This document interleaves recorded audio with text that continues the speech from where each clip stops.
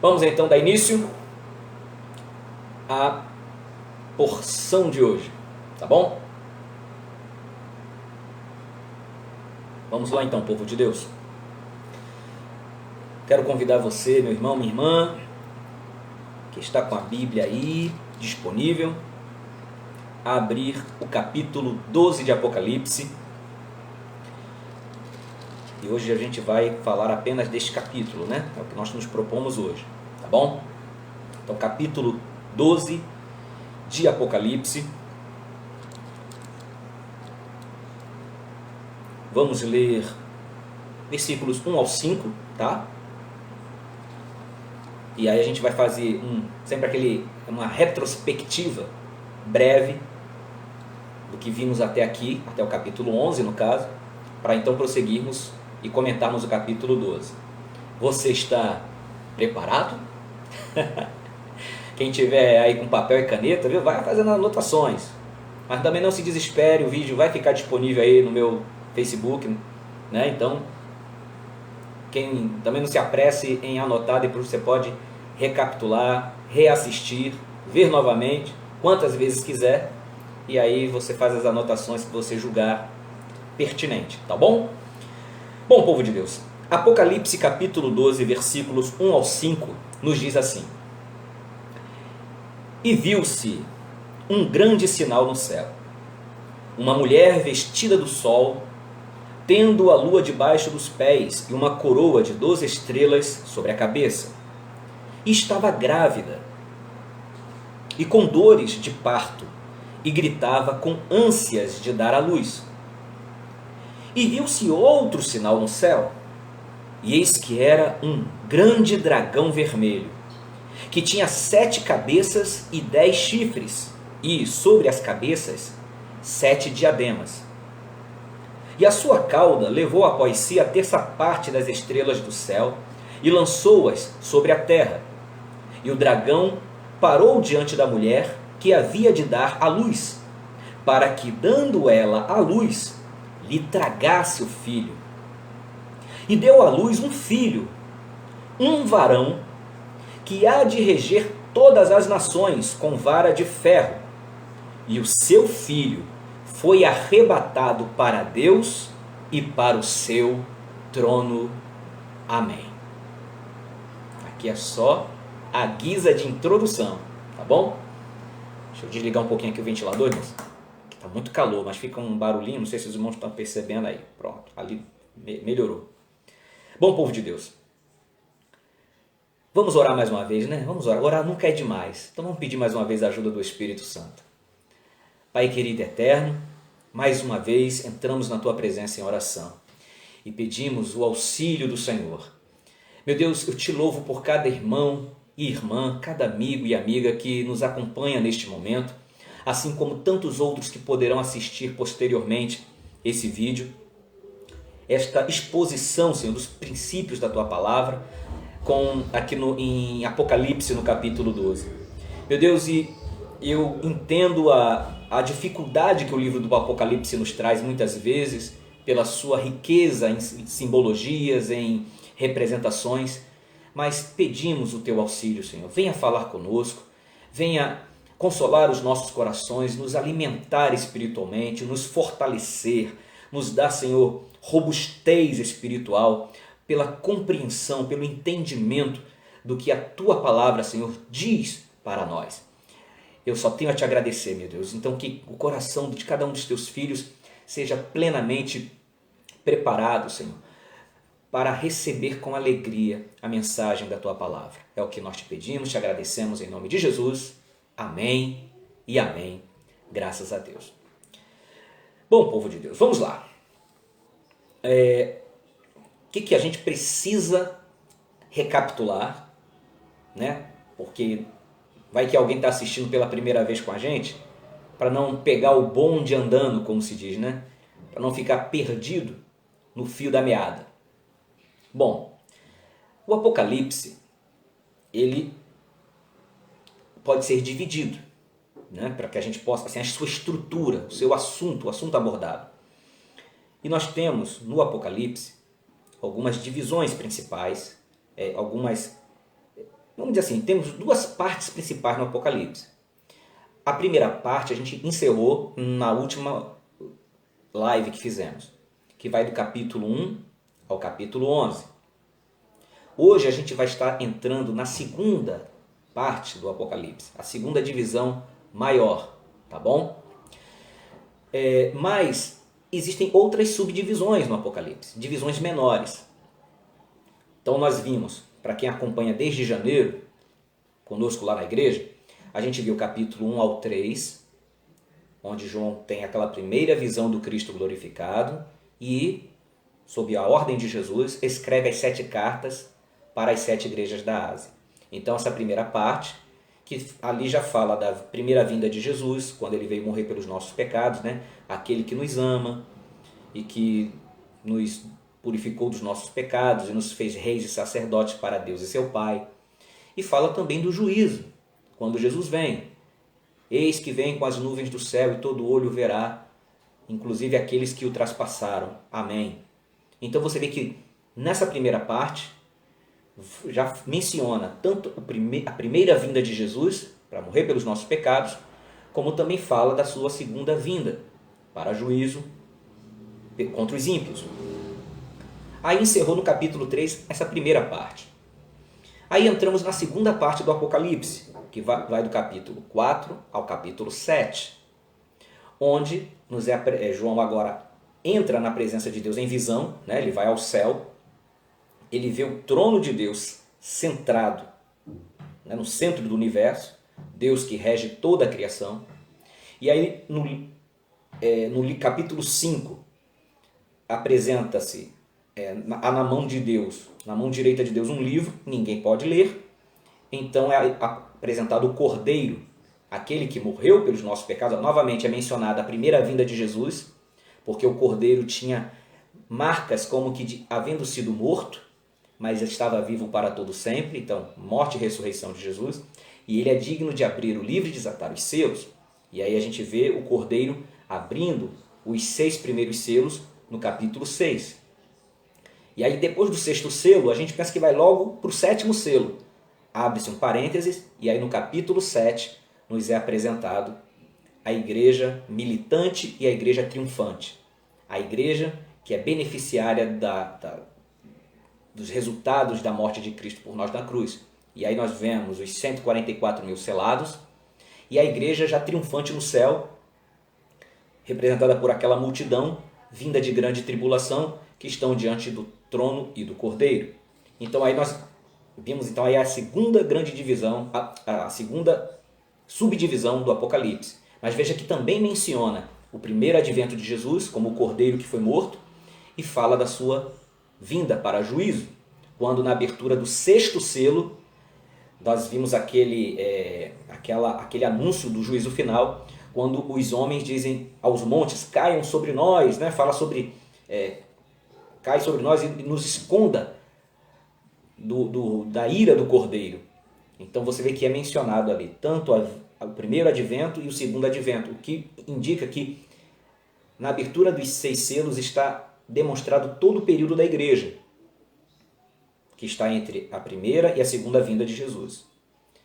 E aí nós passamos para a terceira divisão, subdivisão do Apocalipse, que vai do capítulo 8 ao capítulo 11, que encerramos na semana passada. Então no capítulo 8 é tocada é aberto o 7º selo, que dá início à sequência das 7 trombetas. Então dos capítulos 8 ao 11 nós vimos as trombetas do juízo, que são trombetas de advertência, né? Onde Deus, ele por meio de juízos, ele admoesta o mundo a que se arrependa. Sendo que esses juízos vêm sobre os perseguidores da igreja. Lembra que nos selos, na abertura dos selos foi visto as aflições que a igreja vai passar enquanto está no mundo. A igreja ora para que Deus trate os perseguidores. E em resposta a essas orações, Deus envia as trombetas do juízo sobre os perseguidores, sobre o mundo que persegue a igreja. Então nós vimos o toque das 4 primeiras trombetas, que afetam os perseguidores, principalmente no aspecto físico, não é? Então atinge a terra, atinge o mar, atinge as fontes de águas potáveis e atinge os astros, sol, lua, estrelas, o dia. Então os afeta mais diretamente no físico. E a quinta e a sexta trombetas afetam os perseguidores da igreja mais predominantemente no aspecto espiritual, trazendo angústia, aflição. E aí fala daqueles gafanhotos, né? Libertam demônios, seres demoníacos que vão ferir os perseguidores. E isso fala de aflição espiritual, não são gafanhotos literais. Tudo isso a gente já explicou, está aí nos vídeos anteriores para quem quiser resgatar e ouvir novamente. Só que aí quando chega no sexto selo, na trombeta, quando chega na sexta trombeta, a gente pensa que vai logo para a sétima trombeta. Novamente há um interlúdio ali. E aí nós vimos nos capítulos 10 e 11, que foi o que a gente comentou na semana passada. Na última, hoje é quinta, então na terça-feira, vem a quinta e a sexta trombetas, que falam do juízo sobre os perseguidores. Aí antes de entrar na sétima trombeta, interlúdio. No capítulo 10, nós vimos aquele anjo com o livrinho, que dá de comer o livro a João. Isso representa a igreja se apropriando da palavra de Deus para anunciá-la ao mundo. Por isso é doce no paladar, mas amarga no ventre. É doce a graça de Deus, mas ao anunciá-la, isso traz o amargor da perseguição. E igualmente, no capítulo 11, vimos a medição do templo. Deus conhece os seus, e isso implica que ele vai preservá-los do juízo sobre os ímpios.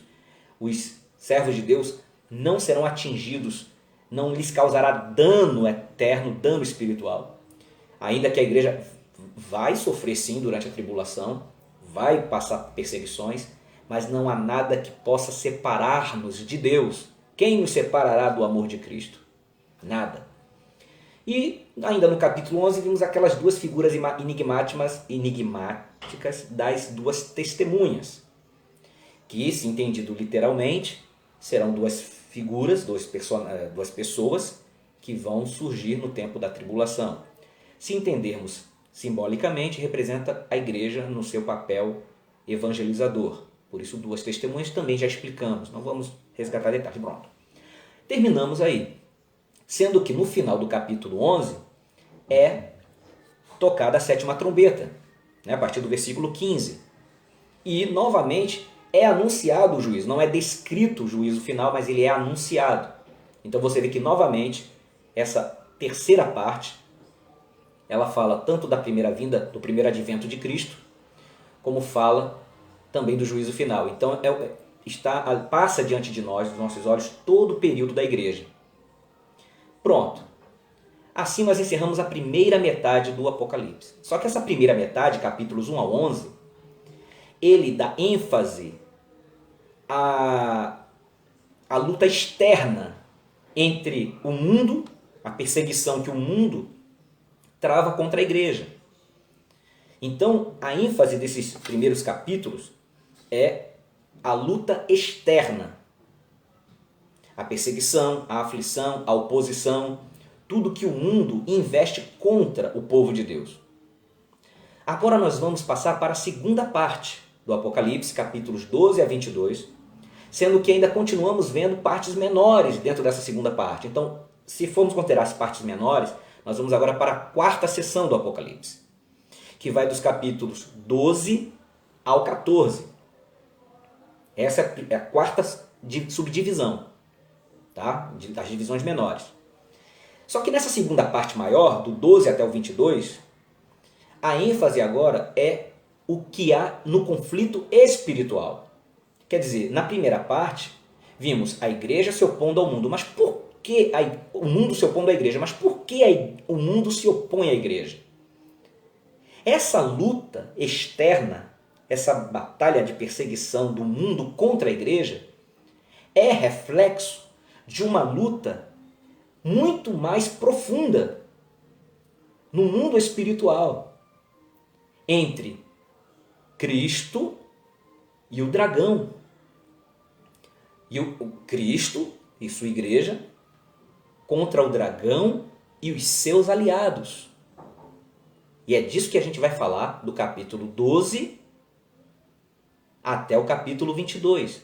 Mas lembrem que o tema principal do Apocalipse, que está do início ao fim, é o fio que amarra tudo que a gente está vendo até aqui. O tema do Apocalipse foi, é e continua sendo a vitória de Cristo e a sua igreja. Cristo triunfará independente de qualquer situação e circunstância, porque Ele está no controle de tudo. E todo aquele que estiver associado a Cristo, unido a Ele, porque crer nele, confia nele e anda na sua palavra, participará da sua vitória. Então, a vitória de Cristo e sua igreja é o fio que une tudo que a gente tem visto e que vai continuar vendo no Apocalipse. Ok? Espero que isso esteja bem claro para vocês. Agora, nessa sessão específica, que começa no capítulo 12 e vai até o capítulo 14, nesses capítulos nos são apresentados os opositores, os inimigos espirituais de Cristo e de sua igreja. Então nos serão apresentados, quer dizer, agora vão ser nos apresentados alguns personagens que são o dragão. Aqui no capítulo 12 já nos é apresentado o primeiro personagem, e é disso que a gente vai falar hoje, o dragão. Na próxima oportunidade, nós entraremos no capítulo 13, onde nos serão apresentados as duas bestas, a besta que sobe do mar e a besta que sobe da terra. E a gente vai ver quem são essas bestas, ou o que elas representam. Inclusive, vamos falar daquele tema tão polêmico, tão, sujeito a tantas interpretações, a famosa marca da besta, o 666, não é? Seria um chip? Seria uma tatuagem na testa ou nas costas da mão direita? O que é a marca da besta? A gente vai falar disso. Mas primeiro temos que saber quem é ou o que representa a besta, para então podermos falar sobre a marca dela, a marca da besta. Então, é apresentado agora o dragão, depois a besta que sobe do mar, a besta que sobe da terra. E no capítulo 14 também nos será apresentada a Babilônia e os homens que recebem a marca da besta. Então, quem são os inimigos de Cristo e de sua igreja? Cuja batalha espiritual, no mundo espiritual, se evidencia por meio dessa oposição do mundo, de todas as formas. Quem está encabeçando a oposição é o dragão. Mas o dragão não age sozinho. Ele tem aliados, os seus correligionários, que vêm para ajudá-lo. Então, esses aliados do dragão, que a gente vai ver na próxima oportunidade, é que são as duas bestas, a Babilônia, também chamada de meretriz, e os homens do mundo que recebem a marca da besta.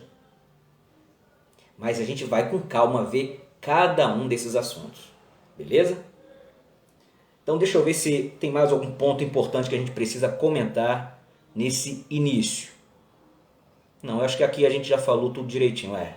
Eu fiz umas pontuações aqui só para não esquecer de mencionar isso logo de introdução, para que a gente não perca o fio da meada. Ok? Muito bem, então eu acho que os pontos gerais são esses. Agora a gente pode então passar para o texto propriamente dito aqui no capítulo 12. Preparados? Então vamos lá em nome de Jesus.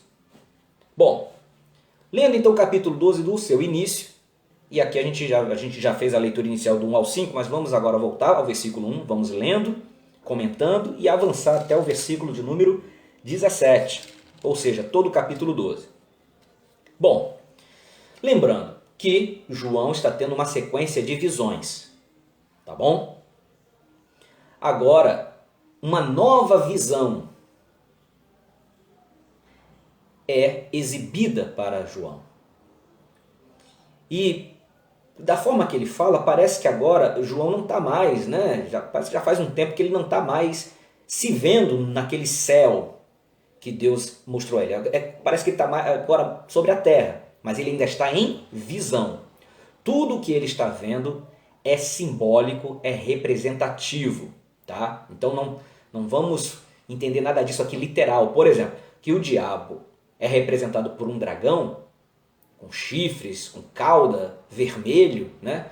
A gente não deve imaginar que o diabo, Satanás, seja literalmente da cor vermelha e que tenha chifres, né? Ou que pareça um dragão. Isso é simbólico. E vamos aqui tentar deduzir o que cada descrição, cada detalhe dessa descrição fala do caráter do diabo, assim como do caráter de outros personagens que aparecem aqui na visão. Beleza? Então vamos lá. Então João inicia dizendo: e viu-se um grande sinal no céu. Um sinal quer dizer algo que lhe chamou a atenção. Tá? O sinal é a própria visão que ele está tendo. São as próprias personagens que vão aparecendo assim que conforme a visão vai se desenrolando, as cenas vão passando diante de João. Então a primeira coisa que chama a atenção de João nessa visão, e ele chama desse sinal, é um sinal que veio no céu, algo que lhe prendeu a atenção. E viu-se um grande sinal no céu. E ele vê uma mulher vestida do sol, tendo a lua debaixo dos pés e uma coroa de 12 estrelas sobre a cabeça. Pronto. E ele percebe no versículo 2 que esta mulher estava grávida e com dores de parto e gritava com ânsias de dar à luz. Pronto. Esse é o primeiro sinal, ou seja, a primeira personagem que João vê nessa nova visão. Uma mulher. Agora, quem é esta mulher? A figura a gente já entendeu. A imagem que apareceu para João, com a descrição dele, a gente já conseguiu visualizar aqui mentalmente. Mas o que representa esta mulher? João diz que esta mulher estava grávida. E, dando consequência à leitura, eu vou pular aqui a parte que fala do dragão. Vamos aqui para o versículo de número 5. Só para que a gente possa identificar quem está sendo descrita ou quem está sendo simbolizado por esta mulher. Versículo 5. E deu à luz, a mulher no caso, deu à luz um filho, um varão, que há de reger todas as nações com vara de ferro. E o seu filho foi arrebatado para Deus e para o seu trono. Para que a gente possa identificar corretamente quem é a mulher, a gente precisa entender quem é a criança a quem ela dá à luz. Tudo bem? Então vamos primeiro falar da criança, que esta mulher da visão deu à luz, porque identificada quem é a criança, a gente vai ser mais fácil entender quem é a mulher. Estão entendendo o meu raciocínio? Então vamos lá. Aquela mulher deu à luz a um filho, um varão, quer dizer, um cabra macho, um homem, uma criança do sexo masculino. E diz que esta criança há de reger todas as nações com vara de ferro. Então, com uma autoridade, sabe? É uma autoridade tal que as nações seriam comparadas a vasos de barro, jarros de barro. Não poderiam resistir à autoridade do governo desta criança a quem esta mulher deu à luz. E essa expressão, reger as nações com vara de ferro, ela é tirada de uma profecia bíblica, para a gente poder identificar quem é essa criança. E essa profecia está no Salmo 2, mais exatamente no versículo 9. Mas se a gente ler um ou dois versículos antes, Salmo 2, versículo... Eu vou ler a partir do 7. Salmo 2, versículo 7. Onde Deus diz assim: recitarei o decreto. O Senhor me disse: tu és meu filho, eu hoje te gerei. Versículo 8. Pede-me, e eu te darei as nações por herança, e os confins da terra por tua possessão. Tu os esmigalharás com uma vara de ferro, tu os despedaçarás como a um vaso de oleiro. Irmãos, o Salmo 2 é citado no Novo Testamento como uma profecia acerca de Cristo, onde a filiação de Jesus, né, como ele sendo o Filho eterno de Deus, ele é descrito nesse salmo. Recitarei o decreto: Tu és meu filho, eu hoje te gerei. Quer dizer, não é que Jesus foi feito ou criado, mas na sua obra messiânica, ele assumiu a posição de filho em relação ao Deus Pai. Então, o Salmo está profetizando que este filho, que é o Senhor Jesus, que cumpre essa profecia, ele foi nomeado pelo Pai para reger todas as nações. E a sua autoridade é irresistível. Hoje as nações podem até se rebelar, não querem confessar Jesus como Senhor, mas haverá o dia, como Paulo fala aos Filipenses, no capítulo 2, do versículo 9 em diante, mas diz lá: todo joelho se dobrará e toda língua confessará que Jesus Cristo é o Senhor. Então, voltando para o texto de Apocalipse 12, a criança que é dada à luz, um filho varão, que regerá as nações com vara de ferro, é o cumprimento de Salmo 2, versículo 9. Então a gente já entende que está fazendo uma referência ao nascimento do Senhor Jesus, ou seja, Cristo no seu primeiro advento, na sua primeira vinda. E isso se confirma se a gente continuar lendo o versículo 5. Deu à luz um filho, um varão, que há de reger todas as nações com vara de ferro. E o seu filho, o filho daquela mulher, na visão, foi arrebatado para Deus e para o seu trono. O único que passou por este mundo e que foi arrebatado para o céu para assumir a posição mais elevada no universo, estar junto ao trono de Deus, foi o Senhor Jesus. Isso é indiscutível. Isso não tem argumento contra. Então, a criança a quem a mulher deu à luz nessa visão é o Senhor Jesus. Então, aqui está representado Cristo no seu primeiro advento. Cristo veio ao mundo, morreu pelos nossos pecados, depois de a sua obra consumada, né, ele ressuscita dentre os mortos e é assunto aos céus. E assume sua posição junto ao Pai, de onde ele intercede por nós. Então é isso que está representado aqui. Ok? Então, entendido que a criança que é dada à luz está representando Cristo no seu primeiro advento, voltemos para o versículo 1, para identificar quem é a mulher. Então vamos lá. E viu-se um grande sinal no céu, uma mulher que estava vestida do sol, ela é gloriosa, tendo a lua debaixo dos pés, exerce domínio, e uma coroa de 12 estrelas sobre a cabeça. Ela é vitoriosa. E estava grávida e com dores de parto e gritava com ânsias de dar à luz. Esta mulher, alguns intérpretes entendem como sendo o povo de Israel.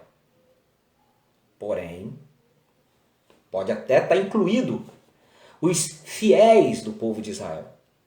Mas tem outros que entendem de uma forma um pouco mais abrangente que esta mulher simboliza a igreja. Por que a igreja? Porque quando a gente fala da igreja, a gente está falando do povo eleito de Deus. O povo salvo, o povo remido. Mas quando a gente fala igreja, a gente não está limitado apenas aos que creem em Jesus depois que Jesus veio ao mundo para cá. Porque a igreja de Deus, que é o povo eleito, é o povo que vai morar no céu, inclui os santos do Antigo Testamento também.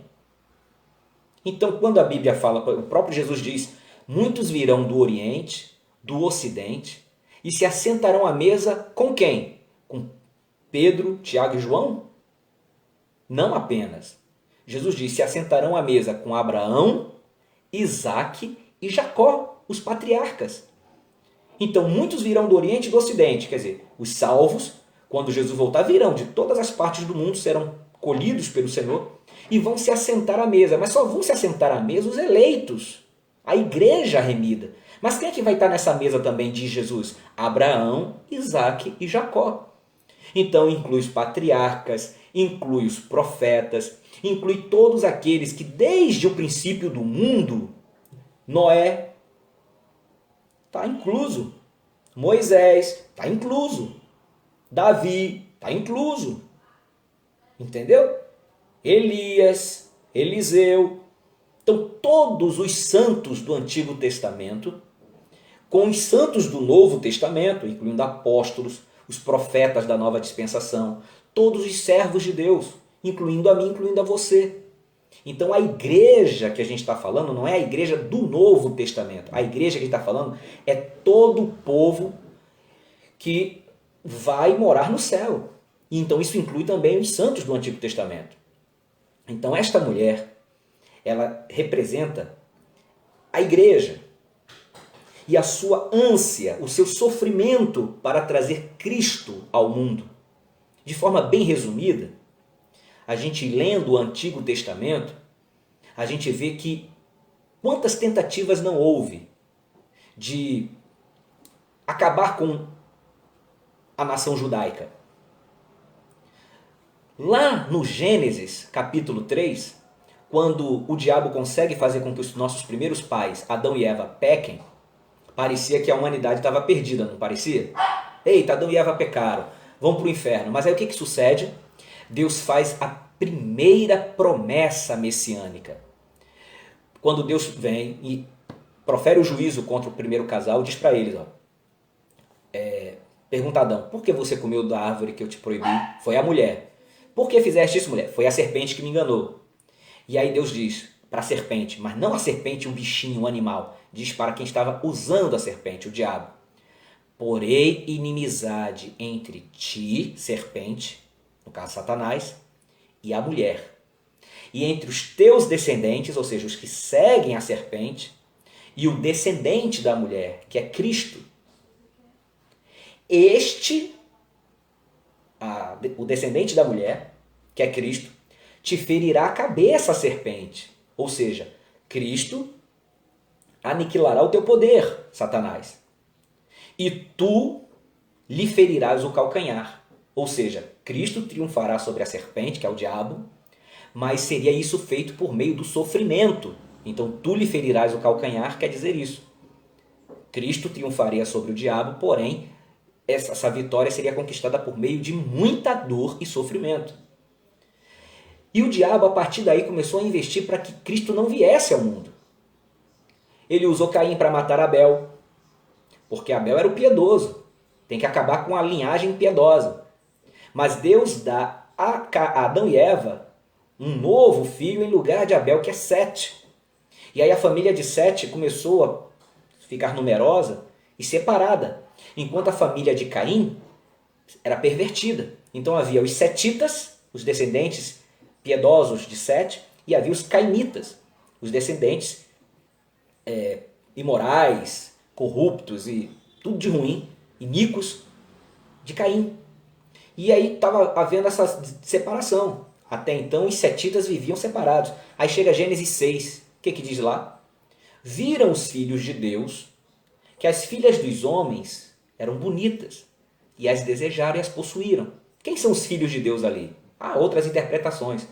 Mas é mais conveniente, dentro do que a Bíblia me apresenta, que os filhos de Deus era a linhagem piedosa de Sete, que se misturou com as mulheres promíscuas da descendência de Caim, e aí se corrompeu a linhagem piedosa.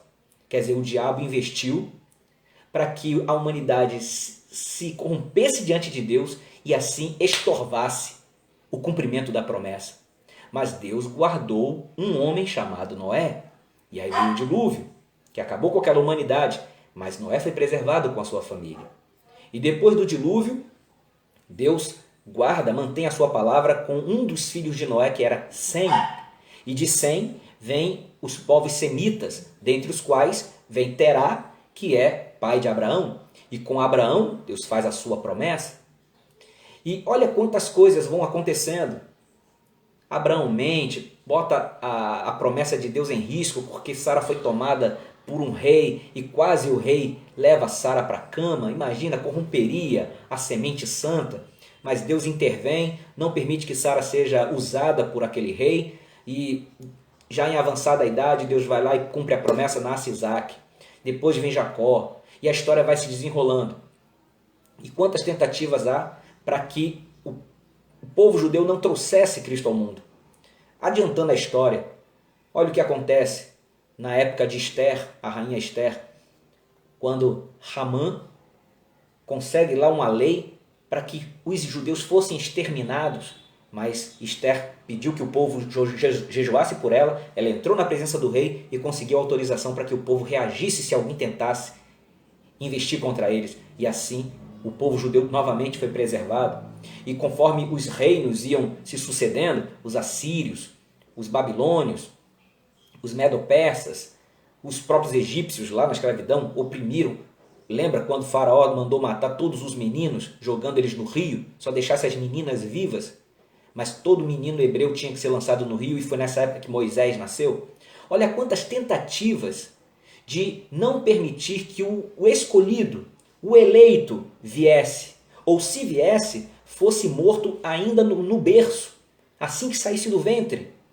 É isso que essa imagem, essa visão mostra. Então, o povo eleito, então chama aqui de a igreja, tanto do Antigo quanto do Novo Testamento, a sua ânsia, o seu sofrimento para poder trazer Cristo ao mundo. Você está entendendo? Só que ela é gloriosa, está vestida de sol, ela exerce domínio, ela tem a lua debaixo dos pés, ela é vitoriosa, ela tem uma grinalda com 12 estrelas. Você está entendendo? Ou seja, tudo que é celestial, tudo que é de Deus, Deus dá prodigamente ao seu povo. O sol, a lua e as estrelas servindo de vestimentas e de adorno a esta mulher. Então o mundo pode olhar para nós e não vê nada. Quem sou eu? Eu sou um barbudo, 4 olhos, já ficando careca, ninguém me conhece, não tenho influência política, não tenho amigos poderosos, não tenho dinheiro, não moro numa casa luxuosa, não frequento os melhores restaurantes, não nada disso. Para o mundo, quem somos nós? Talvez você, meu irmão, você, minha irmã, não é conhecido nem no bairro onde você mora, nem na rua onde você mora direito as pessoas sabem seu nome. E a gente vive aqui no nosso mundo, né? Quer dizer, nesse mundo, pobres, sem influência, sem sermos cotados para estar entre as celebridades, mas enquanto igreja, enquanto povo de Deus, tudo que é do céu é nosso. Aleluia. Espiritualmente falando, estamos vestidos de sol, porque participamos da glória de Cristo. Temos a lua debaixo dos nossos pés, porque recebemos autoridade para ter domínio. E recebemos vitória. Temos uma grinalda de 12 estrelas. Aleluia. Louvado seja o nome do Senhor. Mas aí, enquanto João está olhando aquela mulher gloriosa e grávida, e com dores de parto, aí vem o segundo sinal. Vamos para o segundo sinal? Versículo 3. E viu-se outro sinal no céu. Agora aparece uma segunda personagem que chama a atenção de João.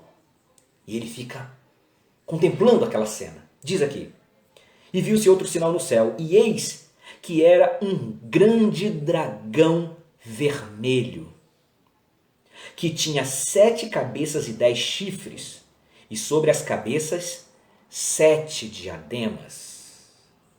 Olha só. Ele vê um dragão enorme, gigantesco, vermelho. Imagine uma serpente alada, né? Uma serpente, uma grande serpente com asas, com a cabeça, com uma crista, com aquela boca pronta para devorar. Imagina, com patas que demonstram o seu poder destruidor e uma cauda poderosa para fazer estragos. Pois é esta a visão que João está tendo. Um grande dragão. Ele diz que esse dragão era vermelho, né, o que fala da sua... Vermelho fala de morte, poder destruidor. Tinha 7 cabeças. Isso fala do seu domínio, porque cabeça representa muito domínio na Bíblia. Então 7 é o número da perfeição. Então é o total domínio que o diabo exerce no mundo. E diz mais, e tinha 7 cabeças e 10 chifres. Né? Então tinha mais ou menos um chifre por cabeça, mas tinha uma cabeça que talvez fosse a principal, com mais de um chifre. Chifre na Bíblia representa poder. E no caso desse dragão, esses 10 chifres, 10 também a gente já aprendeu que 10 é um número que fala de totalidade, fala do poder total que o diabo tem, mas é um poder destruidor. É um poder que ele usa para causar dano. E sobre as cabeças havia 7 diademas. Então cada cabeça era coroada. Mas não era uma coroa de vitória. Entendeu? Porque você já viu que no Apocalipse, quem é o vencedor? É Cristo. E quem são os vencedores? Aqueles que estão com Cristo. Mas esse dragão, com 7 cabeças, suas 7 cabeças estão coroadas. Cada cabeça com uma coroa. Mas se o diabo não é vencedor, então essas coroas teriam um outro sentido. Essas coroas certamente falam da pretensão do diabo de querer vencer. Ele não tem coroas porque ele é vencedor, mas ele tem coroas porque ele quer forjar a sua vitória. Ele tem a pretensão de galgar, de conquistar a vitória sobre Cristo e sobre o seu povo, o povo de Cristo, o povo de Deus. Mas nós vamos ver que essa vitória ele não vai conseguir. Aqui mesmo no capítulo 12 nós veremos que a cada tentativa do diabo de galgar a vitória sobre o povo de Deus, ele é derrubado. Eu ouvi um glória? Ele é derrubado. Aleluia. Glória a Deus. Inclusive, irmãos, eu falei para vocês que a gente vai ver aqui sendo apresentado a partir deste capítulo os aliados do dragão. Primeiro nos é apresentado aqui o dragão. Depois as bestas da terra e do mar e da terra. E depois a Babilônia, que também é chamada de a grande prostituta ou meretriz. E ainda tem os homens que recebem a marca da besta. Quando a gente avançar no nosso estudo, a gente vai ver que logo depois que elas forem apresentadas, os aliados do dragão, imediatamente vai ser apresentada a queda de cada um deles, no sentido inverso. Olha só, primeiro é apresentado o dragão, depois as 2 bestas, depois a meretriz, depois os aliados, os homens que recebem a marca da besta.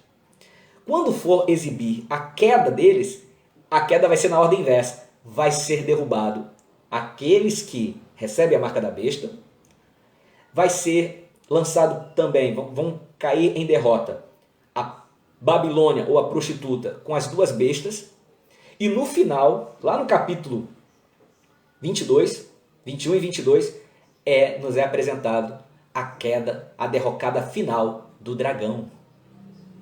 Então, isso é maravilhoso também você saber, porque conforme a gente for avançando, você vai recordar disso que eu estou dizendo. Beleza? Então lá vem. Então vem aquele grande dragão. E por que aquele dragão vem? E o que ele pretende? Nos é dito no versículo 4. E a sua cauda, eu falei daquela cauda poderosa, né, do dragão, levou após si a terça parte das estrelas do céu e lançou-as sobre a terra.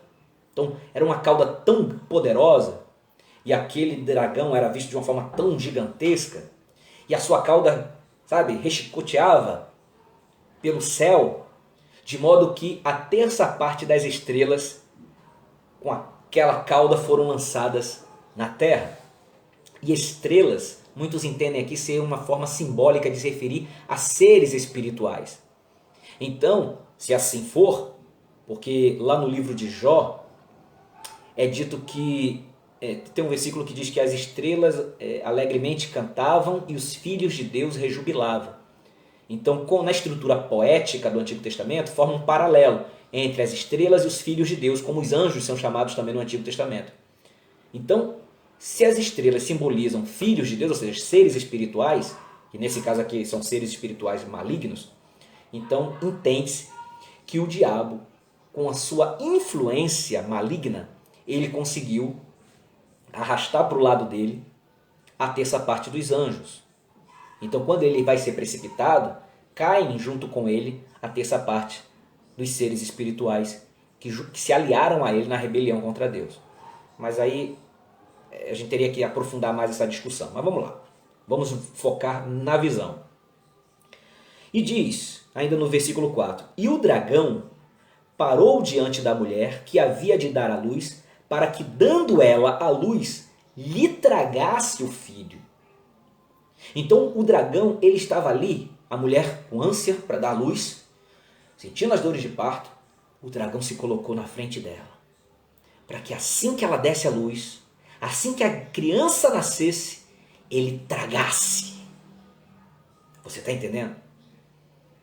E eu já resumi um pouquinho aqui, pincelei rapidamente, que a história do Antigo Testamento mostra as várias tentativas de se impedir que o povo de Deus prosperasse e assim não fosse a porta de entrada do Cristo eterno neste mundo. E a gente viu que quando Jesus nasceu, leia lá a história dos evangelhos, e você vai ver que na noite em que Jesus nasceu, houve aquela alegria. Pouco tempo depois, chegaram os sábios do Oriente, que a tradução chama magos, mas são os sábios do Oriente. E quando chegaram em Jerusalém, dizendo, cadê o rei dos judeus recém-nascido? Herodes ficou doido, porque Herodes que tinha o título de rei dos judeus. Que história é essa de um rei que nasceu aqui? Não estou sabendo de nada. E aí ele pergunta a quem conhecia as escrituras, as profecias, e eles disseram, olha, o Cristo há de nascer em Belém, que era cerca de 8 quilômetros de distância de Jerusalém. Então Herodes leva os sábios para sua sala de audiência e diz, olha, segundo os profetas, vocês vão encontrar esse recém-nascido rei dos judeus lá em Belém. Então vão, peguem o endereço direitinho, viu? Depois vocês passem aqui e me digam que eu também quero adorá-lo. Eu também quero adorá-lo.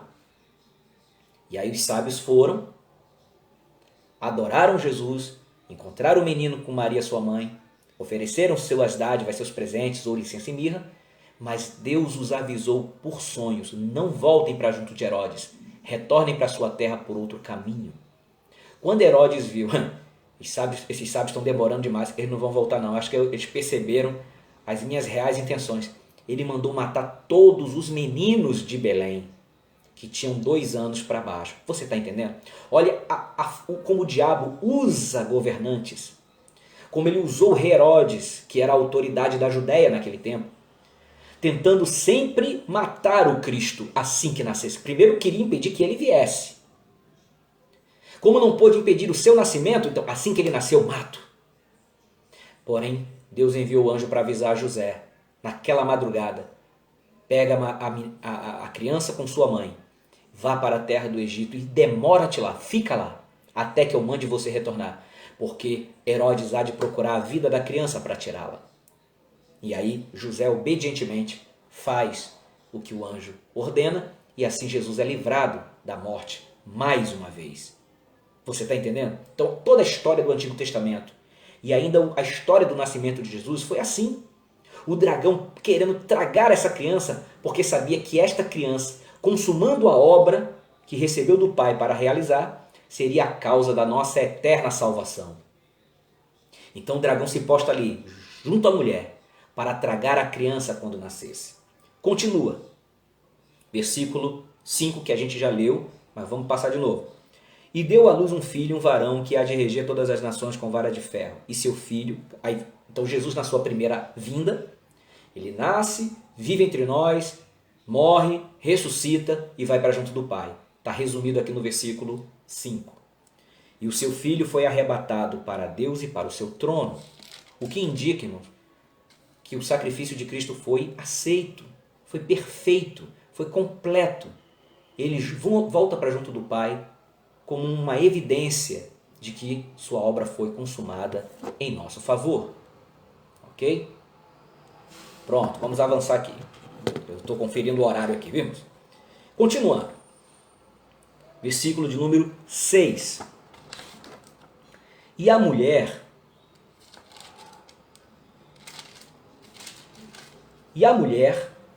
fugiu para o deserto, onde já tinha lugar preparado por Deus para que ali fosse alimentada durante 1260 dias. Muito bem. Isso aqui é um detalhe que João já acrescenta aqui no versículo 6, mas que a gente vai retornar a esse versículo quando a gente continuar lendo e chegarmos aqui mais adiante no versículo 14. Tá? Então, eu não vou explicar agora o versículo 6, deixa a gente chegar no versículo 14, que aí a gente retoma o versículo 6 e a gente vai entender tudo perfeitamente, beleza? Mas, irmãos, no final no versículo 5, o que nós vimos? Que Jesus veio no seu primeiro advento, consumou a obra, morrendo e ressuscitando em nosso favor, e voltou para junto do Pai, ok? Qual foi a consequência de Jesus ter consumado a obra? Olha, o dragão queria tragar a criança. Conseguiu? Não. Seu intento foi frustrado. E a consequência disso é que houve uma batalha no céu. Claro, isso aqui é na visão que João está tendo. Isso aqui é simbólico, ok? Isso é simbólico. Versículos 7 em diante. Olha o que nos diz aqui. E houve batalha no céu.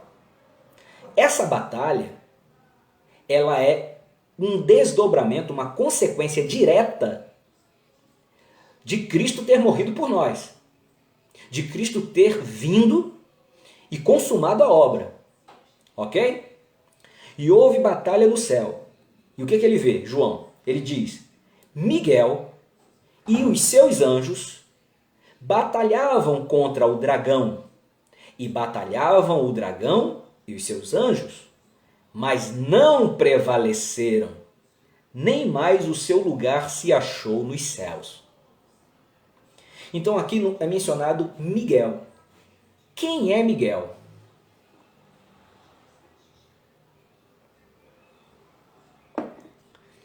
Miguel é mencionado algumas vezes na Bíblia. Para quem está mais familiarizado com o assunto, sabe que Miguel é um arcanjo. Arcanjo, a palavra arcanjo, né, vem de arc e anjo. Então, arc é um prefixo que indica superioridade. Então, arcanjo seria chefe de anjo, ou seja, um anjo de uma posição elevada, um anjo que lidera outros anjos. Tá? Então, Miguel seria uma espécie de anjo principal. Ele é o único arcanjo mencionado na Bíblia. Isso não quer dizer necessariamente que só exista um arcanjo, mas o único arcanjo mencionado na Bíblia é Miguel. A palavra arcanjo nunca aparece no plural, como por exemplo lá em Isaías 6 aparece serafins no plural. Em Ezequiel 1 e em Ezequiel 10 aparece querubins no plural, mas nunca aparece a palavra arcanjos no plural na Bíblia. Então, alguns assim entendem, não quer dizer que seja verdade, mas alguns assim entendem que só haveria um único arcanjo, que seria Miguel, o chefe de todos os anjos. Bom, mas não vamos insistir nessa questão de plural, singular, é só um ou tem outros. Mas só aparece na Bíblia no singular e o único mencionado é Miguel. Ok? Agora, como anjo ou chefe de anjo, arcanjo, quem é Miguel? Miguel, ele é sempre mencionado na Bíblia com alguma relação ao povo eleito de Deus. Tá? Ao povo eleito de Deus. Exemplo, vamos citar. Ele é citado pela primeira vez no livro do profeta Daniel. Vamos ler aqui rapidamente só para vocês entenderem. Então, Daniel, no capítulo 10, no versículo 13, Miguel é mencionado. Daniel 10, 13. Diz assim. Mas o príncipe do reino da Pérsia se pôs defronte de mim 21 dias, e eis que Miguel, um dos primeiros príncipes, veio para ajudar-me, e eu fiquei ali com os reis da Pérsia. Só para você entender o que está dizendo aqui, a Bíblia fala de um jejum que Daniel fez por 21 dias. E no 21º dia, Gabriel, que é outro anjo, que também aparece no Novo Testamento, Gabriel veio trazer a resposta de Deus para Daniel. Porém, esse anjo Gabriel, ele diz: ó, Daniel, desde o primeiro dia que você aplicou seu coração a buscar a Deus e a se humilhar, eu fui enviado. Quer dizer, Gabriel está dizendo que assim que Daniel começou a orar e jejuar, Deus liberou a resposta. Mas por que Gabriel só chegou no 21º dia? Aí Gabriel explica, é porque havia outros príncipes, o príncipe da Grécia, o príncipe da Pérsia. Só que quando ele fala príncipes, ali ele está se referindo a principados espirituais. Quer dizer, existem anjos ou seres espirituais, tanto do bem quanto do mal, interessados nos assuntos das nações. Entendeu? Então você vê que as coisas que acontecem entre os povos, entre as nações, não é só questão de política. Há também influências espirituais nisso aí. Mas não é o tema do nosso estudo hoje. Mas Gabriel diz isso para Daniel. Olha, Daniel, Deus me mandou, mas o príncipe da Pérsia ficou na minha frente, tentando me impedir de vir trazer a resposta para você. Até que Miguel veio. Aí pronto, chegou o guerreiro, o anjo guerreiro, Gabriel, ou melhor, Miguel, com a sua espada desembainhada, houve luta, pá, e abriu caminho para Gabriel poder trazer a resposta de Deus ao profeta Daniel. Você entendeu? Ou então você vê que Miguel, ele é apresentado na Bíblia sempre lutando em favor, em prol, em benefício do povo eleito de Deus. Aí muita gente entende que o arcanjo Miguel só está interessado nas coisas do povo de Israel, mas não é isso que a Bíblia diz. Mostra que ele está interessado nos assuntos do povo eleito, seja este povo eleito da antiga ou da nova aliança. Então, seja o povo eleito do antigo Israel, seja o povo eleito da igreja. Eu vou mostrar isso para vocês. Ainda em Daniel, agora no versículo 21, aqui mesmo, capítulo 10, versículo 21. Mas eu te declararei o que está escrito na escritura da verdade, e ninguém há que se esforce comigo contra aqueles, a não ser Miguel, vosso príncipe. Está vendo? Novamente Gabriel explicando ao profeta Daniel que o único que está interessado em lutar em favor do povo eleito era o arcanjo Miguel. Beleza.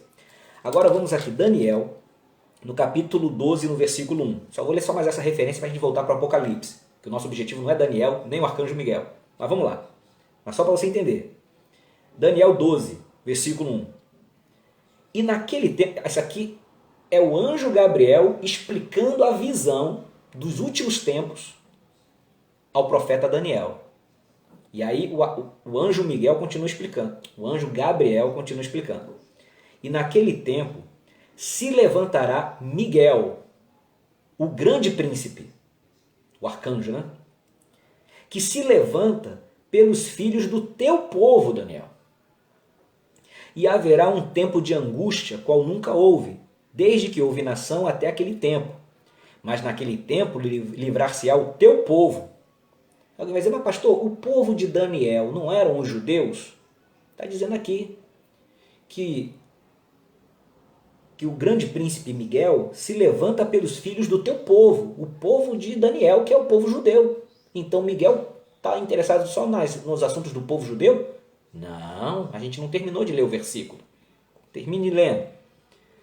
No final do versículo 1 diz, livrar-se-á o teu povo, todo aquele que se achar escrito no livro. Então não é só o povo judeu, é todo o povo eleito, todo aquele que estiver escrito no livro. E que livro é esse? É o rol dos eleitos, que no Novo Testamento como também no Antigo é chamado de o livro da vida. Então Miguel é o arcanjo que está lutando em prol dos assuntos relacionados ao povo eleito de Deus, a igreja, seja a igreja do Antigo ou do Novo Testamento. Ok? Entendido isso, agora podemos voltar para Apocalipse. Pronto. Eu espero não estar sendo cansativo, irmãos. Mas vamos lá. É porque são muitos detalhes, a gente precisa, passo a passo, ir mostrando o caminho das pedras. Vamos lá.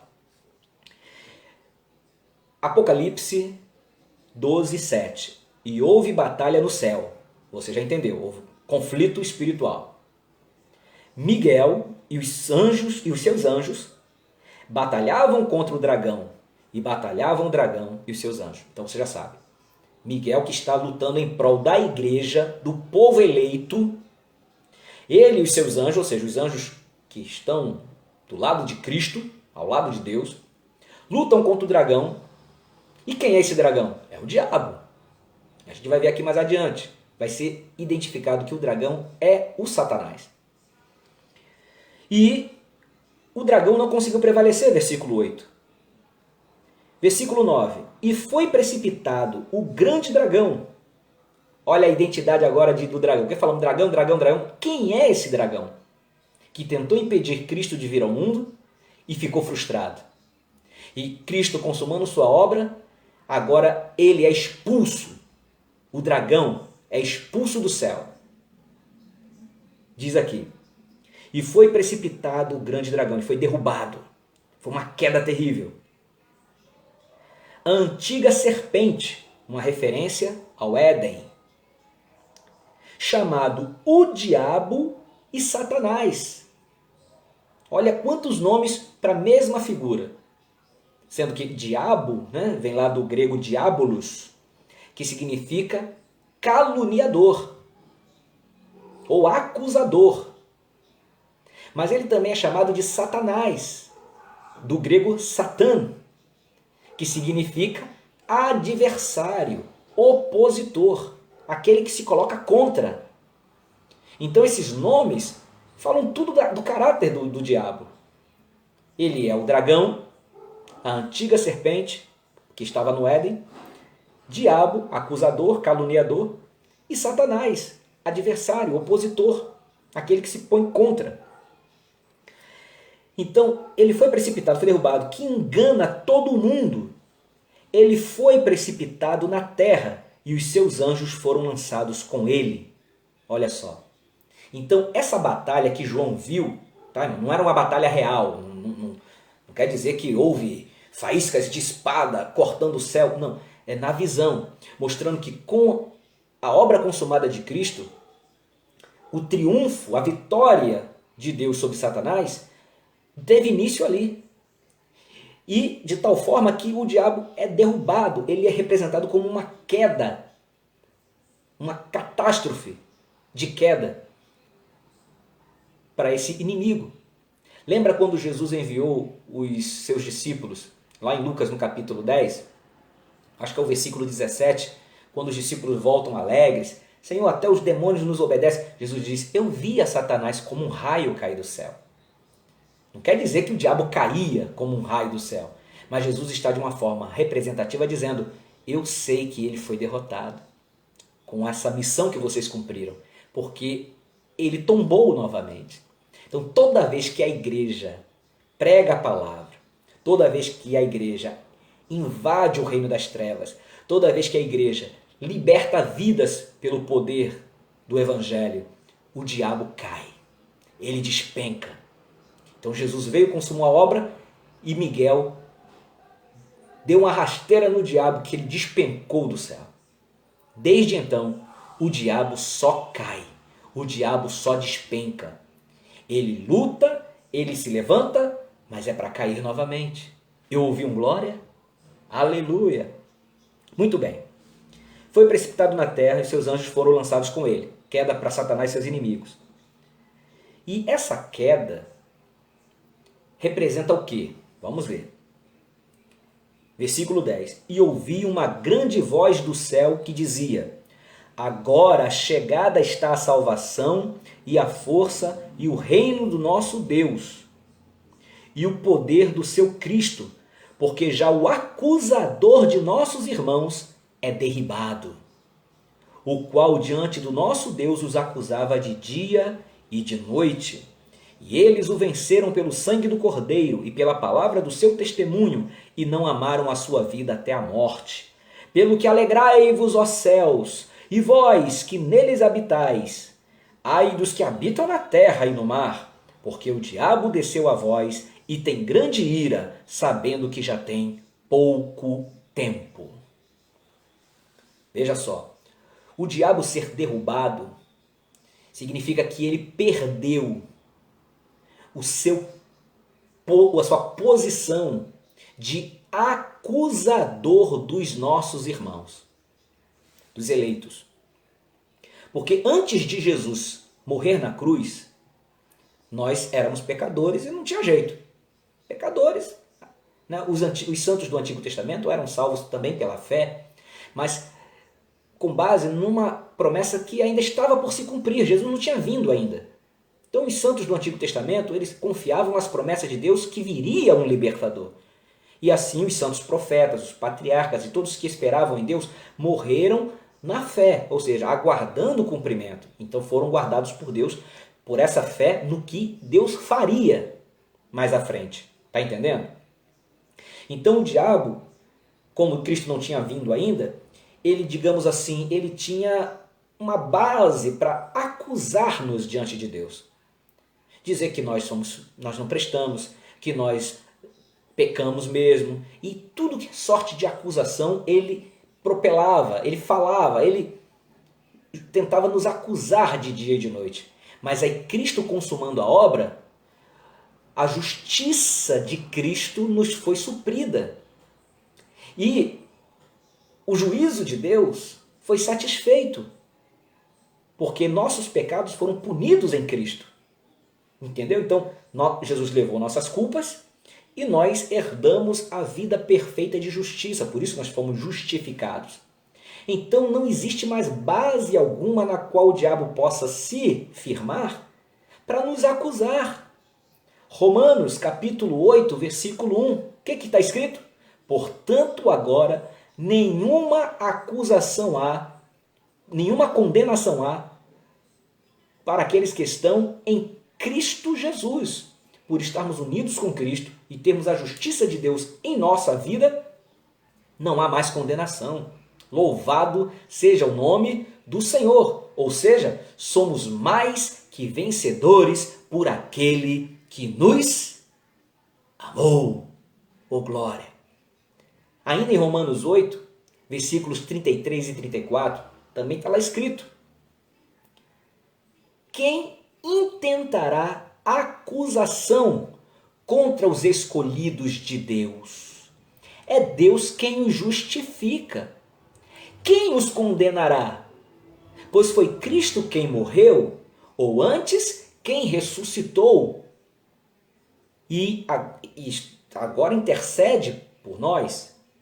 Então, não tem mais acusação, não tem mais condenação, porque Cristo morreu por nós. Então, essa batalha que João descreve, de Miguel e o dragão, representa essa derrota do inimigo de não poder mais nos acusar diante de Deus. Não resta mais acusação contra os escolhidos de Deus. Ok? E a salvação agora está disponível. E qual é a consequência disso? Versículo 10. Agora chegada está a salvação e a força e o reino do nosso Deus e o poder do seu Cristo. Então agora nós nos regozijamos na obra consumada de Cristo e na salvação que está à inteira disposição. Glória a Deus. Versículo 11. E eles o venceram pelo sangue do Cordeiro e pela palavra do seu testemunho. Então a obra consumada de Cristo também resultou em que nós agora testemunhamos da palavra. E venceremos também, triunfaremos sobre o diabo e seus aliados, mesmo que isso nos custe a vida. Porque diz no final do versículo 11, que nós, os eleitos, não amaram a sua vida até a morte. Então, temos que ser fiéis, fomos chamados para a obediência, para a fidelidade, mesmo que isso nos custe a vida. Isso é que é ser fiel até a morte. Ok? Não quer dizer que todo crente vai ter que morrer quando confrontado em negar a fé. Mas muitos já tiveram que deixar o mundo assim, morrendo por amor a Cristo. Ok? Muito bem. E no versículo 12, todo o céu é convocado para adorar, mas há um alerta aos que habitam na terra. O diabo agora sabe que resta-lhe pouco tempo. O diabo sabe que já é um derrotado. Então ele vai investir todas as suas forças, todo o seu conhecimento, toda a sua esperteza em causar maior dano possível, porque ele sabe qual é o seu destino final e eterno. Mas enquanto não chega esse dia, ele vai continuar tentando galgar alguma vitória. Vamos continuar para encerrar? Estamos terminando. Versículo 13. E quando o dragão, que a gente já sabe quem é o dragão, viu que fora lançado na terra, está derrotado, está derrubado, já foi. Só para lembrar vocês, quando Deus amaldiçoou a serpente lá no Éden, você lembra qual foi a maldição? Maldita serás mais que todas as alimárias do campo. Sobre o teu ventre andarás e pó comerás todos os dias da tua vida. Então a maldição sobre a serpente, figurando ali o diabo, né, era ser humilhado até o pó. Ó, não é que a serpente não passou a ter sua dieta de poeira, não é isso. Mas estar no pó, é sempre estar no nível mais baixo possível. Aqui, o diabo é lançado na terra. E quando ele vê que foi lançado na terra, ele ficou irado, porque ele foi humilhado e rebaixado ao nível mais inferior possível. Tá entendendo? Eu ouvi um glória? Oh, glória! Continuando. 13. E quando o dragão viu que fora lançado na terra, ó, humilhação final completa, perseguiu a mulher que dera à luz o varão. Lembra? Ele queria tragar a criança, não conseguiu. Agora ele volta a sua ira contra a mulher que deu à luz a criança, ao menino varão. Então o diabo fez de tudo para que Jesus não viesse ao mundo. E quando Jesus veio, ele fez de tudo para matar a criança ainda infante. Também não conseguiu. Agora que Jesus morreu, ressuscitou e está junto ao Pai, ele não pode mais fazer nada contra Jesus. Jesus não está mais entre nós como homem. Agora ele volta a sua ira contra a mulher. Ou seja, a coletividade do povo de Deus. Ele vai investir contra o povo de Deus usando os artifícios que tem do mundo. Por isso a igreja é perseguida, por isso a igreja é maltratada, por isso a igreja é caluniada, por isso a igreja é alvejada o tempo todo. Você está entendendo? É a fúria do dragão contra a mulher. Aleluia. Olha o que diz aqui então, versículo 14.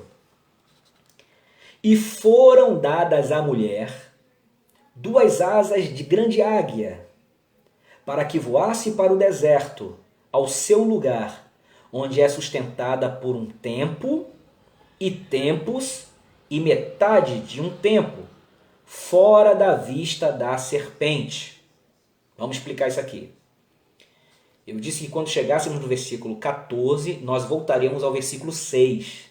Porque no versículo 6 é dito que depois que o filho da mulher foi levado para junto do trono de Deus, o versículo 6 diz, e a mulher fugiu para o deserto, onde já tinha lugar preparado por Deus para que ali fosse alimentada, quer dizer, sustentada, durante 1260 dias.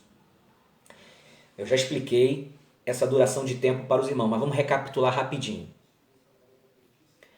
1260 dias, se você dividir por 30 dias, dá 42 meses. Que se você dividir 42 meses por 12, dá 3 anos e meio. Então, 1.260 dias, 42 meses ou 3 anos e meio é a mesma duração de tempo. Só que contada em dias, meses ou anos. Que aqui no versículo 14 é falado de tempo e tempos, plural, mais 2, e metade de um tempo, que também dá 3 anos e meio. Então é igual, é tudo igual. 1.260 dias, 42 meses e tempos e metade de um tempo. No total é 3 anos e meio. Tá claro isso para vocês? Esse tempo ele já apareceu lá no início do capítulo 11, quando o templo foi ser medido, que o anjo disse para João, olha, não meças o pátio, deixa lá porque a cidade santa será pisada pelas nações durante 42 meses. E aí mais adiante no capítulo 11, quando fala das duas testemunhas, diz que elas profetizarão por 1.260 dias. Dá a mesma duração de tempo, 3 anos e meio. Porém, deixa eu só enfatizar isso, esses 3 anos e meio podem ser literais, até podem, mas também podem ser simbólicos. A gente está vendo que tudo aqui pende mais para simbologia. Então, por que 3 anos e meio? Por que essa duração? Que pode ser em dias, meses ou em anos mesmo. Por que esse tempo é citado? Eu já expliquei também quando a gente falou lá no capítulo 11. Só para recapitular. Que houve uma época do antigo Israel, que começa ali no primeiro livro dos reis, no capítulo 17, que foi um período que durou 3 anos e meio. Foi os dias do profeta Elias. Quando então o rei Acabe, que casou com a rainha Jezabel, e mandou matar todos os profetas que falavam em nome do Senhor. Não se podia adorar a Jeová. O culto era só a Baal ou a Azerá, que na mitologia fenícia era a mulher, a esposa do deus Baal, né? E Elias teve que viver escondido, foi beber águas do ribeiro, porque ele profetizou que não choveria durante 3 anos e meio, mas por falta de chuva o ribeiro também secou. Mas Deus sustentou milagrosamente, não apenas Elias foi sustentado milagrosamente, bebendo do ribeiro e os corvos vinham lhe trazer pão e carne. Mas lembre da viúva de Sarepta, né, que também estava ali esperando sua morte, e Elias foi enviado para ser sustentado por uma viúva que não tinha o que comer. Olha que interessante. Mas ele profetizou e a farinha da panela não acabou. Enquanto Deus não mandou chuva, Deus proveu para aquela viúva e seu filho. Olha a providência divina. E aí depois, mais tarde na história, estou bem resumindo bastante, para não tomar tempo, mais tarde, Elias, que pensava que era o único profeta sobrevivente, quando vai lá para o Monte Horebe, Deus fala com ele na caverna e diz, tenho outros 7.000, Elias, que como você não adoraram Baal. E esses 7.000, eles foram também sustentados milagrosamente. E aí termina a história, depois que passados os 3 anos e meio, que foi de intensa aflição, de intenso sofrimento para quem era piedoso e temente a Jeová, quando termina esse período, Elias ora, Deus manda a chuva, e o final da história do profeta Elias nesse período foi que ele foi arrebatado para o céu. Não é isso? Fazendo um paralelo, então, esses 3 anos e meio do antigo Israel, nos tempos de Elias, se tornou simbólico, representativo, como um período de intensa aflição para o povo de Deus. Então, tomado simbolicamente, esses 1.260 dias, 42 meses ou 3 anos e meio, pode não ser 3 anos e meio literais. Podem ser todo o período em que a igreja é afligida, desde a primeira até a segunda vinda de Cristo. Você entendeu? Entendendo dessa forma simbólica, então quando diz aqui que a mulher, depois que deu à luz, o menino foi para o céu, Jesus consumou a obra, voltou para o Pai. A mulher, ou seja, a igreja, ela vai para o deserto, quer dizer, Deus prepara no deserto provisão para sustentar a mulher. O que é o deserto? É um lugar de aflição, é um lugar de provação. Deus, quando tirou o povo de Israel do Egito, levou eles para o parque de diversão, não foi? Foi para conhecer a Disney World? Não, eles foram para o deserto. Então, o povo de Deus, depois de ser resgatado do Egito, depois que a igreja passa pelas águas do batismo, ali o Mar Vermelho. Agora nós estamos na caminhada do deserto da vida, onde somos afligidos, onde somos maltratados, perseguidos, mas Deus preparou uma mesa no deserto, um banquete, ou seja, Ele garante a sua provisão para a igreja em meio à sua peregrinação nesse mundo de aflições. Está claro para vocês? Por isso que diz que havia um lugar preparado por Deus para que a mulher fosse alimentada, ou seja, sustentada, por 1260 dias, ou seja, por todo o período em que a igreja peregrina nessa terra. Ok? Volta para o versículo 14. E foram dadas à mulher, ou seja, ao povo de Deus, à igreja, 2 asas de grande águia, para que ela fugisse, para que voasse para o deserto, ao seu lugar, ou seja, o lugar preparado por Deus, onde é sustentada por um tempo e tempos e metade de um tempo. Está vendo? Os 3 anos e meio, que simbolicamente é toda a era da igreja. Agora, essas asas de águia querem dizer o quê? Se você ler comigo, Isaías, não precisa nem ler, é um versículo muito conhecido da igreja. Isaías 40, 31. Você lembra do que está escrito lá em Isaías 40, 31? Mas os que esperam no Senhor renovarão as suas forças. Subirão com asas como que de águias. Olha que coisa maravilha. Coisa maravilhosa. Tá vendo? Estou pegando só a primeira parte do versículo mesmo. Mas confira lá, Isaías 40, 31. Então está dizendo que os que esperam no Senhor, o que é esperar em Deus? Em meio à luta, em meio à aflição, parece que está tudo dando errado, está tudo contra, é o mar, é a tempestade, é o vendaval, são os inimigos, está tudo contra. Mas os que esperam no Senhor renovam as suas forças, estão alimentados pela esperança e pelas promessas fiéis de Deus. É o que está escrito aqui. A mulher foi para o deserto, onde ela seria alimentada. Ela é nutrida pela... É o que está acontecendo aqui agora. Estamos sendo nutridos pela palavra. A palavra de Deus nos alimenta. Então nós esperamos em Deus, confiando nas suas promessas. Estamos no deserto. Somos afligidos. Deserto é lugar de dor, é lugar de sofrimento. Mas estamos sendo providos no deserto da parte de Deus, pela palavra. Então, nós somos guiados e voamos nessas asas de esperança como asas de águia. Oh, glória! Aleluia! Então, versículo 14. Foram dadas à mulher 2 asas de grande águia para que voasse para o deserto, ao seu lugar, onde é sustentada por um tempo e tempos e metade de um tempo, fora da vista da serpente. Fora da vista da serpente. O que isso significa?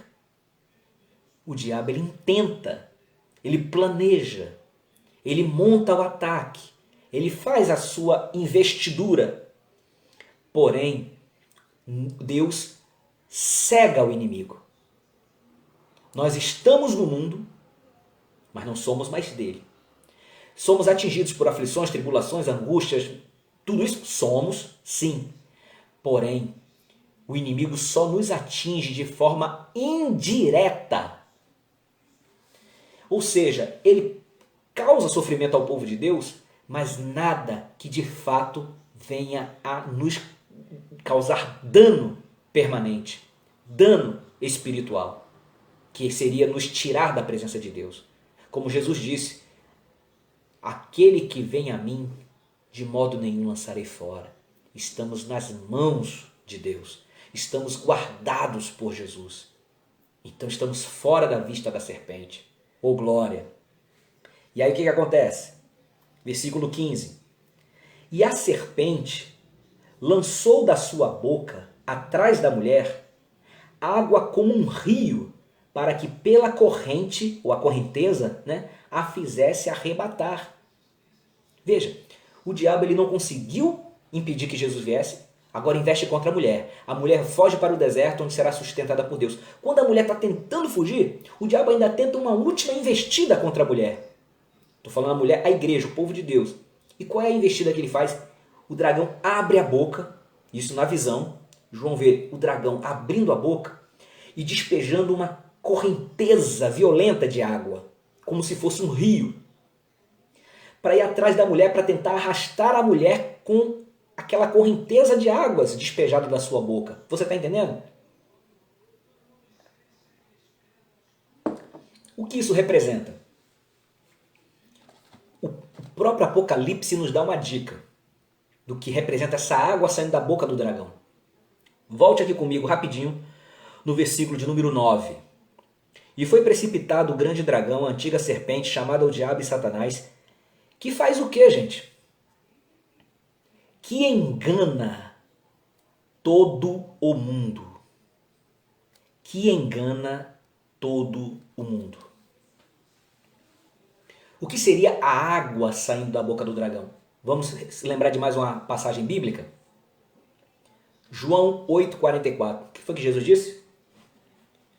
Vós tendes por pai o diabo e quereis satisfazer a vontade do vosso pai.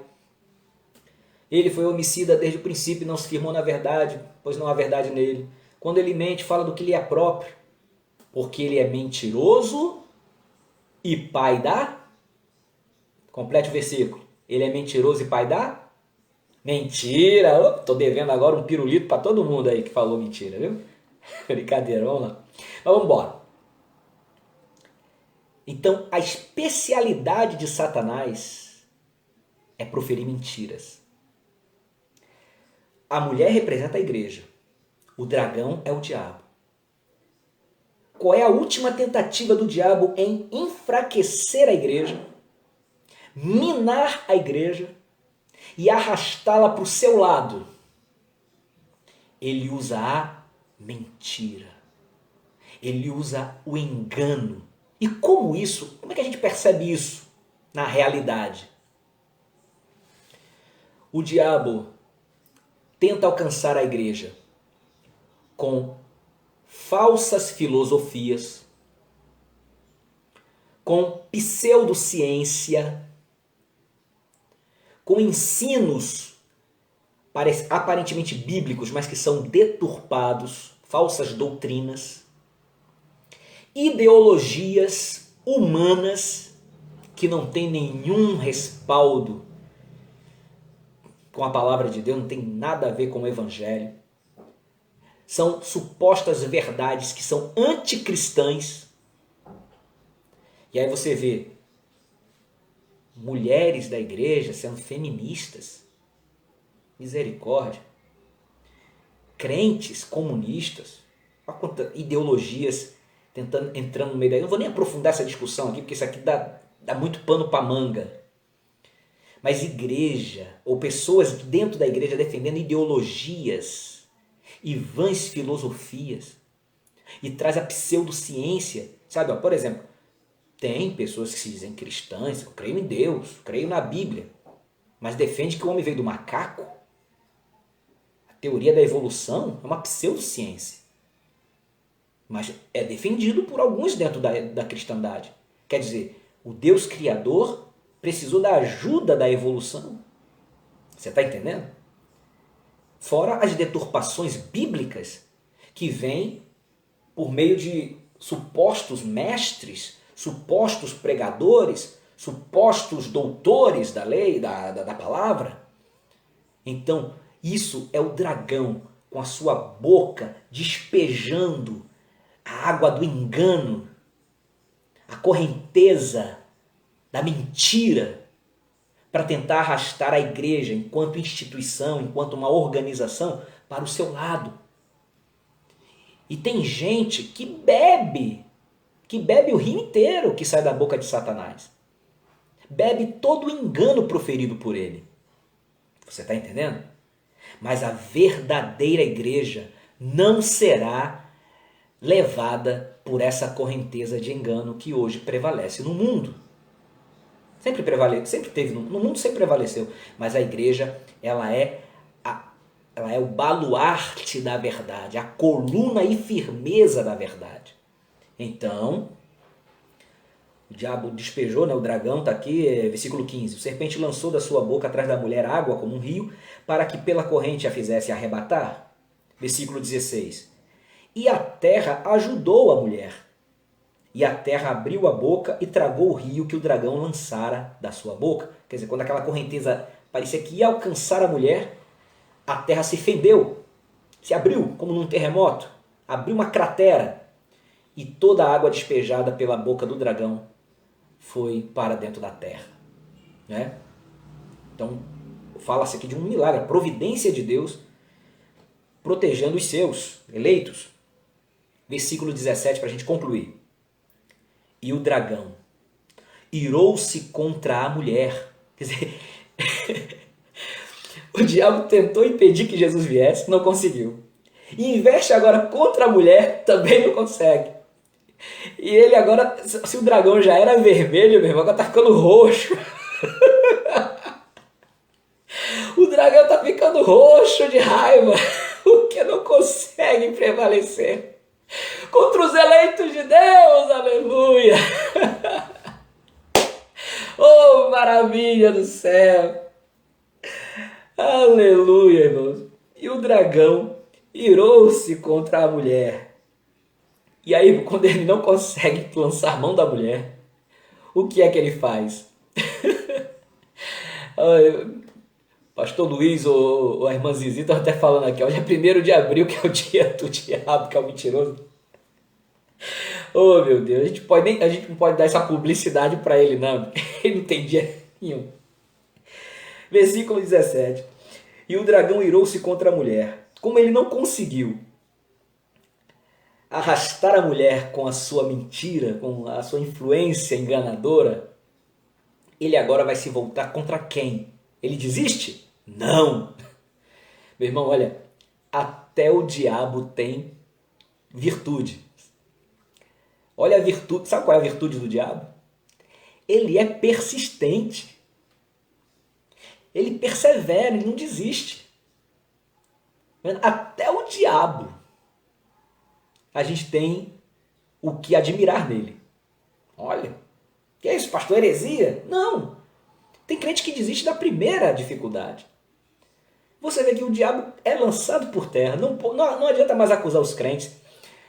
Ele luta, tentou impedir Cristo vir ao mundo, lutou contra a mulher. Nada deu certo. Tudo caiu por terra. Ele desistiu? Não. Ele persevera. Misericórdia.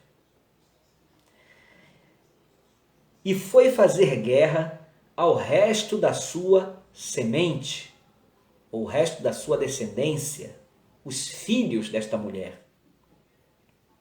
Quem são esses que são chamados o resto da sua semente, ou seja, os demais descendentes da mulher? Diz aqui, o próprio texto explica. São os que guardam os mandamentos de Deus e têm o testemunho de Jesus Cristo. Então, quando o diabo não consegue trazer para o lado dele a igreja enquanto organização, o organismo vivo, a coletividade do povo de Deus, um ou outro vai com o diabo, um ou outro se deixa levar pelo engodo, mas a igreja de Deus, a eleita e gloriosa, a que está vestida de sol, a que tem a lua sobre seus pés, a que tem um diadema com 12 estrelas, esta igreja gloriosa, ela não vai na onda do diabo, ela não surfa na correnteza de Satanás. Aí o diabo vê que não consegue pegar esses eleitos, coletivamente, ele vai agora atacá-los individualmente. Por isso que é dito aqui, ele foi fazer guerra ao restante da semente da mulher, que são os que guardam os mandamentos de Deus e têm o testemunho de Jesus Cristo. Ele vai fazer essa guerra. Mas nós não temos o que temer. Sabemos que passaremos por lutas, por aflições, por dificuldades. Porém, maior é o que está em nós do que o que está no mundo. Já vai dar 21h30, irmãos. Deixa eu terminar então. Então aqui a gente conclui o capítulo 12, onde é apresentado o dragão. Domingo, tudo indica que domingo a gente vai ter live de novo. Então domingo, às 18h30, tá? A gente vai... 18h30 não, 18 horas. 18 em ponto, ok? Domingo, às 18 horas, a gente vai começar a ver os aliados do dragão. A começar pelas duas bestas, que são apresentadas no capítulo 13.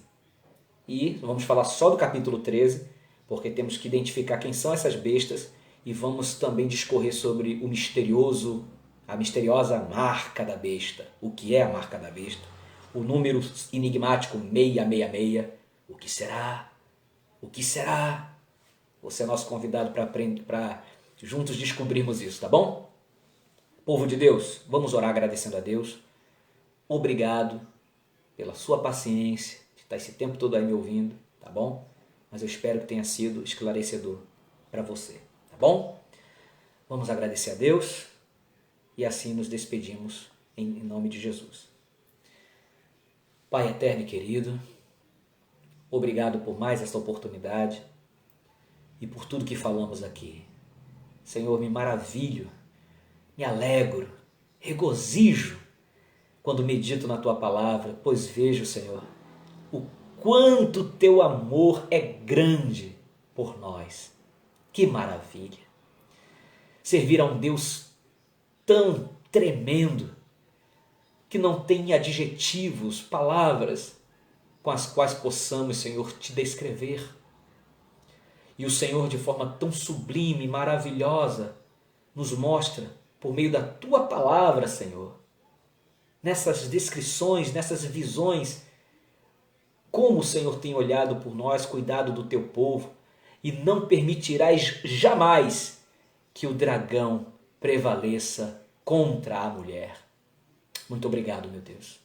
Eu Te agradeço por tudo, que o Teu povo siga e tenha um feriado de Páscoa abençoado, em nome de Jesus. É o que nós Te pedimos, Te agradecemos. Amém. Graças a Deus. Povo de Deus, obrigado por tudo. Agora, quando a gente encerrar aqui, eu vou ler os comentários. Estou vendo que os irmãos já escreveram vários comentários, mas nem sempre dá para eu ler na hora que estou aqui explicando. Mas quando termina, eu leio todos os comentários, viu? Às vezes até boto um joinha, tá bom? Deus em Cristo vos abençoe. A paz do Senhor. Então, domingo, às 18 horas, a gente se encontra de novo aqui, tá bom? Paz do Senhor Jesus. Fiquem com Deus.